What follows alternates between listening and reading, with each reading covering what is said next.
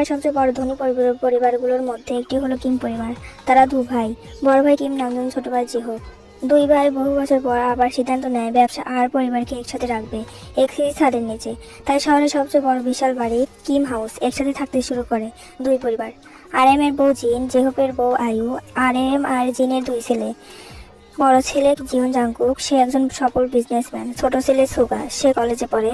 জিহপ আর আয়ুর একটি মেয়ে, তার নাম কিম তাইয়ং। সে সামনে পরীক্ষা দিবে। সেদিন সকালে বাড়ির বড় হল রুমে সবাই একসাথে নাস্তা করছিল। হঠাৎ ভারী দরজা খুলে ঢুকলো জাংকুক। কালো স্যুট, হাতে ঘড়ি, চোখে ঠান্ডা আত্মবিশ্বাস, সবাই চুপ। সোগা ফিসফিস করে বলল, ভাইয়া আসছে। তে প্রথমে মাথা নিচু করেছিল, কিন্তু প্রত্যহরে তাকাতেই জাংকুকের চোখের সাথে চোখ লেগে গেল। এক মুহূর্তে থেমে গেল সব। সকালটা এখন একই রকম আছে। তে ভুল কুচকে বলল, তুমি কি সবসময় এমন বিরক্তকর ভাবে কথা বলো? হল রুমে সবাই একটু হেসে ফেলল। জাংকুকও হালকা হাসলো। না, শুধু তোমার সাথে। তে অবাক হয়ে তাকালো। জাংকুক আবার নিজের সিটে বসলো, কিন্তু চোখ একবারও সরালো না।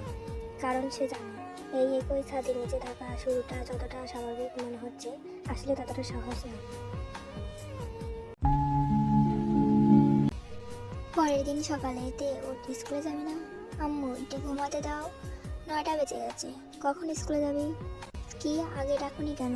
কখন থেকে ডাকছি, তুই উঠছিস না। তে তাড়াহুড়ো করে ফ্রেশ হয়ে স্কুলের জন্য রেডি হয়ে নিচে আসলো।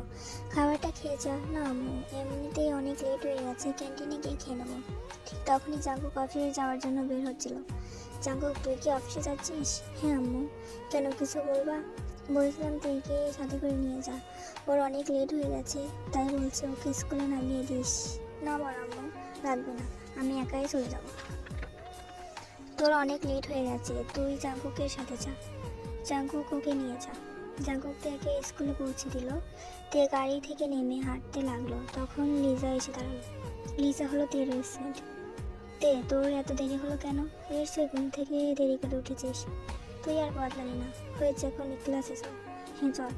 ক্লাস শেষ হলে তে লিসাকে বিদায় জানিয়ে চলে যায়।